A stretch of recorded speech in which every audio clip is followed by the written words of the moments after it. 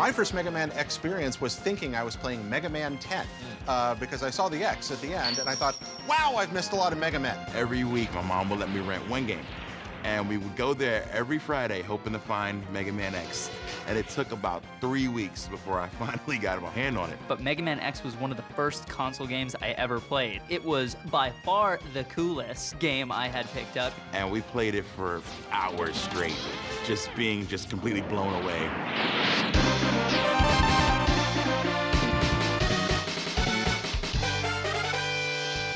I played Mega Man X first on the PC. That was actually where I first encountered it. Yeah, lovely game. It was striking. I wasn't used to that kind of really action-packed side-scroller on PCs, which at that point in history were more associated with first-person shooters or with strategy games or flight simulators. So when you experienced Mega Man X, were you already familiar with Mega Man?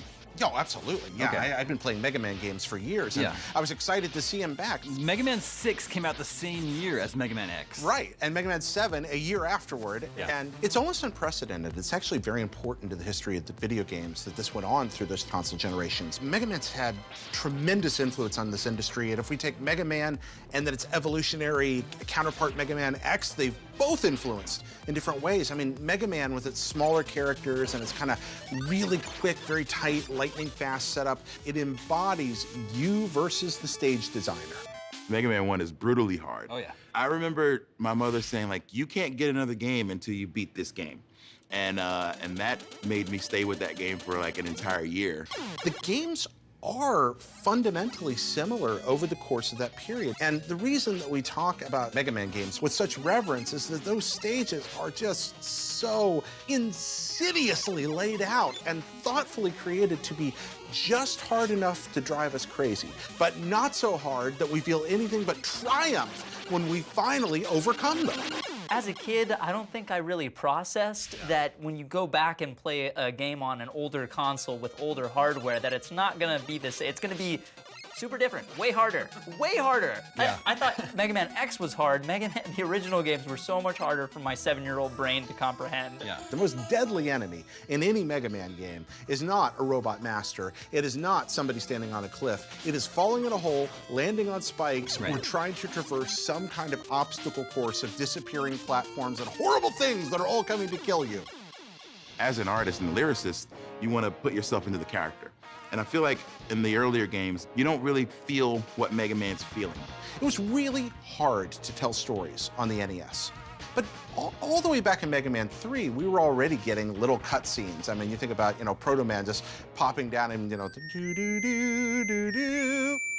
But where does Proto Man come in and where does Zero come in? So there's a great mythology in that. It's strange to think about the fact that Mega Man has a mythos now, A fairly complicated one, too. Exactly. Mega Man had gone through a cycle where 1, 2, and 3 had just come screaming out the gate, and then I played 4 and really enjoyed it. And then as time passed and the SNES kind of overshadowed the NES, I became more interested in games that were designed for 16-bit platforms. Now you're playing with power, superpower. That was a big year for video games. It was. I think Super Metroid was out that year. Yep. Actually, really good year for the Super Nintendo. It was a great year for gaming. A lot was happening. This is the era of Doom.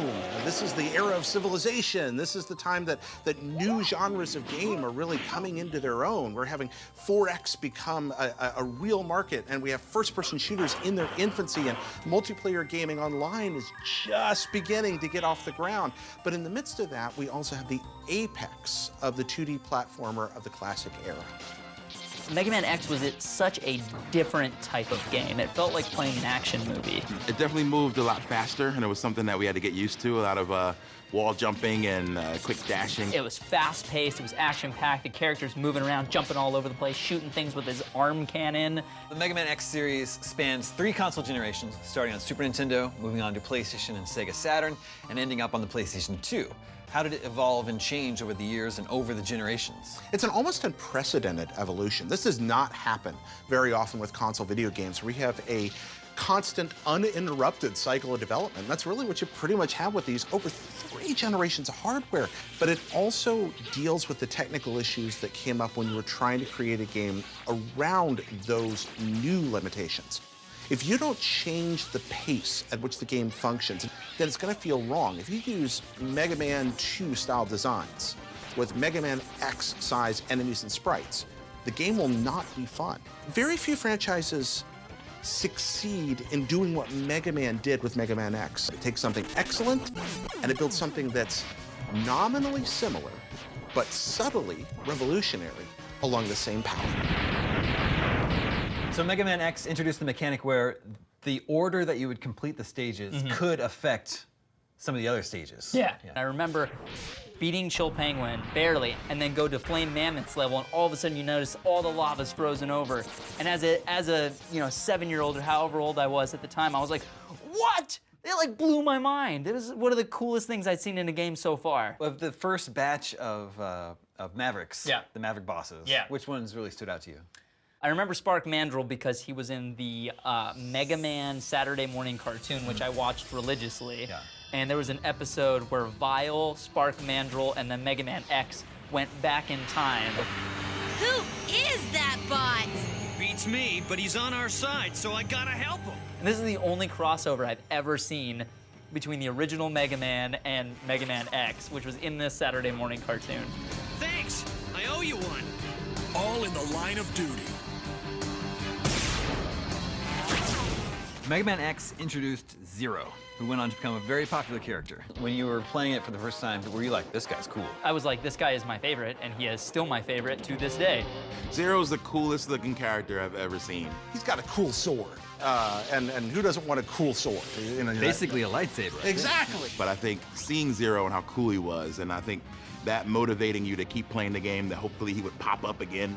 You see the first Mega Man game, you can't play as him, and I think you play as him in X3, but X4 is the first time that I really took him out for a spin. Even though you're locked into the full game once you choose one of those characters, it did give the game a lot of replay value, right? Oh, yeah. You can play it twice and it has totally different experience. Absolutely. I think it just took forever for me to even bother using X again. It was like, no, this is all about Zero now. And particularly as you move on in the X games, Zero becomes very important. And finally, it gets his own series. I mean, it becomes so popular that he becomes a spin-off of a spin-off, which again is a very rare thing. I read later that that was supposed to be the Mega Man X design. Yeah. And then I think maybe they just thought he was just too cool. So, We can't even handle how cool this character couldn't is. handle him. Mega Man X had a story, it had characterization, it had this relationship between Mega Man X and Zero, and this battle against evil, and that's just one of the major impacts that it had on me as a filmmaker, and continues to have on me. What? You didn't see that coming? I hope to one day make something, some sort of live-action Mega Man-related content. That would be incredible. The Mega Man games have some of the most iconic music of the 8 and 16-bit eras. The music of Mega Man has been very inspirational to you and your work as a musician, right? A little bit, yeah. All was well in a city of robots. Peace and love, no shocks, no cops. I remember taking an audio recorder and just hitting record while the game was paused in order to capture every level's music. So one side was maybe like the newest hip-hop songs I'd heard on the radio, and the other side was the entire Mega Man soundtrack. I wanted to try to take a little bit of the innovation that they had taken into video game music and try to bring that into hip-hop. But you only live once, well I'ma disagree. Cause you can live forever and forever doesn't cease. Live through your creations and the people that you teach. So I live through my music eternally through the beats. That led me to finding video game music festivals where people would just go to hear old music, and Mega Man always being such a big part of it. And the personality of Mega Man, I think, is what led to me creating all the crazy content that I've gotten to do. Mega Man is over 30 years old. Whoa! He's really a man now. What do you think it is about the character that endures to this day? Mega Man is the ultimate embodiment of taking somebody, putting yourself into them, because when I play Mega Man and when you play Mega Man, we are playing fundamentally different experiences. I think with Mega Man 11 coming, the newer generation of gamers that'll get to experience it for the first time, they're gonna love it. I'm really almost jealous that they're gonna get to see this and have that feeling that I felt all those years ago.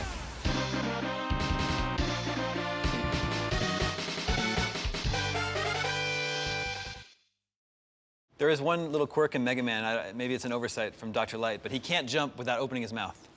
It's always just, even when he slides, right? I would have my mouth open too if I slid. I'd be like,